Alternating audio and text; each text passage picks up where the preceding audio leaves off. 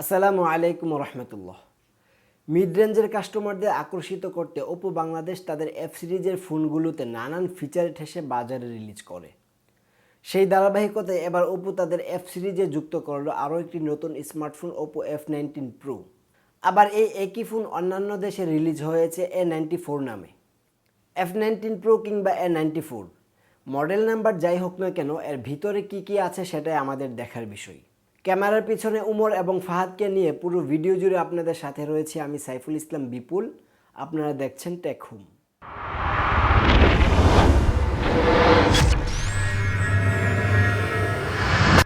মূল ভিডিওতে যাওয়ার আগে যারা আমাদের চ্যানেলটি এখনও সাবস্ক্রাইব করেননি, সাবস্ক্রাইব করে আমাদের পাশে থাকুন। ধন্যবাদ। ওপো বরাবরই তাদের ফোনগুলোতে ডিজাইন এবং ক্যামেরার দিকে বেশি ফোকাস করে থাকে। F19 প্রো তার ব্যতিক্রম নয়। প্লাস্টিককে কত সুন্দরভাবে উপস্থাপন করা যায় সেটি ওপো ভালোভাবেই রপ্ত করেছে। সম্পূর্ণ প্লাস্টিক বিল্ড ওপো F19 প্রোর ব্যাক প্যানেলে গ্লসি ফিনিশ দেওয়া হয়েছে। যেহেতু গ্লসি ফিনিশ সেহেতু স্ক্র্যাচের সম্ভাবনা থাকায় আমাদের ইউনিটটিতে স্টিকার লাগিয়ে রেখেছি, যেটি স্ক্র্যাচের হাত থেকে রক্ষা করবে এবং ফোনটির সৌন্দর্যও বৃদ্ধি করেছে। ফোনটির ডান পাশে রয়েছে পাওয়ার বাটন, বাম পাশে রয়েছে ভলিউম লকার এবং ট্রিপল কাট স্লট, যাতে একসাথে দুটি সিম ও এক্সটার্নাল মেমোরি কার্ড ব্যবহারের সুবিধা থাকছে। উপরের দিকে সেকেন্ডারি নয়েজ ক্যান্সেলিং মাইক্রোফোন এবং নিচের দিকে 3.5 millimetre earphone jack, primary microphone, USB type C charging port ও লাউড স্পিকার গ্রিল। লাউড স্পিকারের সাউন্ড কোয়ালিটি মোটামুটি ভালো ছিল, তবে ফুল ভলিউমে কিছুটা ডিস্টরশন লক্ষ্য করবেন।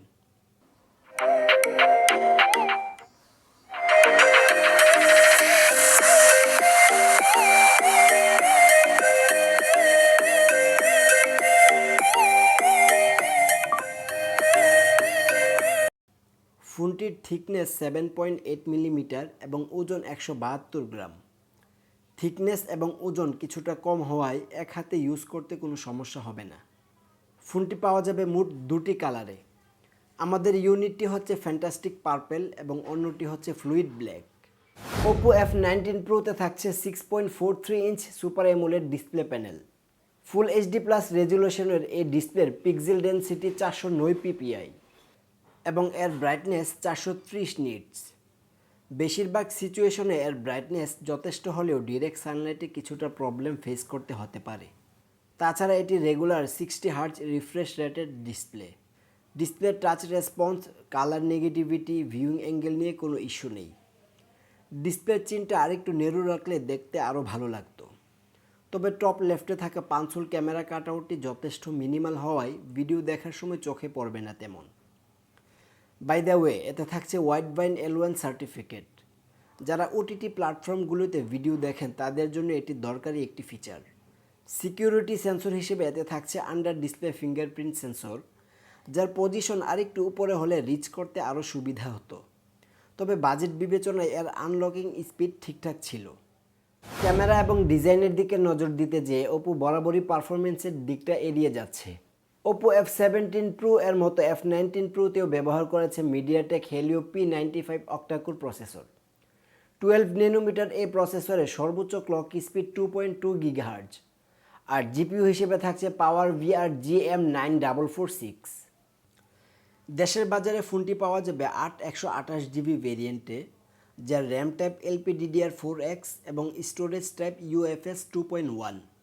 এছাড়াও এতে থাকছে 5GB পর্যন্ত ভার্চুয়াল র্যাম বাড়িয়ে নেওয়ার সুবিধা। P95 পারফরমেন্সের কথা বলতে গেলে আপনার দৈনন্দিন কাজগুলো খুব সুন্দরভাবে হ্যান্ডেল করতে পারবে এই সিপিইউ। 8GB র্যাম থাকার সুবাদে মাল্টিটাস্কিংয়ের ক্ষেত্রে কোনো ইস্যু লক্ষ্য করবেন না। অ্যাপ ওপেনিং টাইম যথেষ্ট ফাস্ট, একসাথে অনেকগুলো বাড়ি অ্যাপস রান করা যাবে কোনো প্রকার ল্যাগ ছাড়াই। তবে বিপত্তি বাঁধবে গেমিংয়ের বেলায়।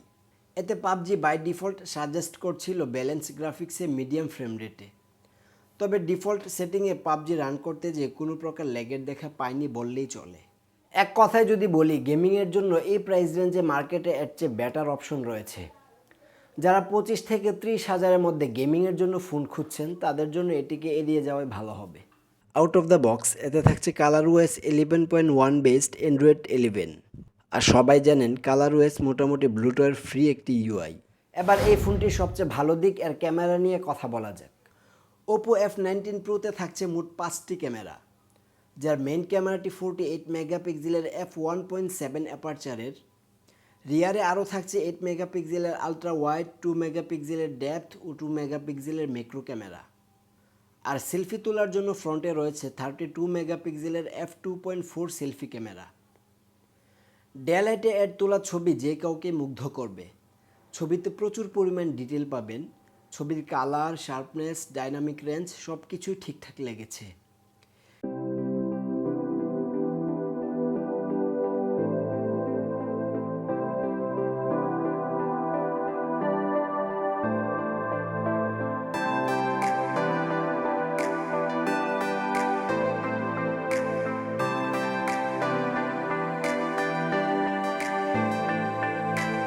এআই অন করে ছবি তুললে চোখ ধাঁধানো ছবি পাবেন, তবে অবশ্যই ভালো আলো থাকতে হবে। 8 মেগাপিক্সেল আলট্রা ওয়াইড ক্যামেরায় তোলা ছবিতে যদিও ডিটেলের পরিমাণ কিছুটা কম, তবে এর ছবিও অন্যান্য 8 মেগাপিক্সেল আলট্রা ওয়াইডের চেয়ে কিছুটা বেটার লেগেছে। ছবির কালার রিপ্রোডাকশন চমৎকার। পোর্ট্রেট মোডে তোলা ছবির এজ ডিটেকশন পারফেক্ট ছিল। এছাড়াও এতে এআই কালার পোর্ট্রেট নামে এক্সট্রা কিছু ফিল্টার পেয়ে যাবেন, যেগুলো ইউজ করে সুন্দর সুন্দর কিছু ছবি ওঠাতে পারবেন। 2 মেগাপিক্সেল ম্যাক্রো লেন্সের ছবি 2 মেগাপিক্সেল হিসেবে ভালো ছিল। নাইট মোডে তোলা ছবিগুলো রেগুলার মোডের চেয়ে কিছুটা বেটার লেগেছে। ছবিগুলোতে নয়েজ, গ্রেন তুলনামূলক কম ছিল।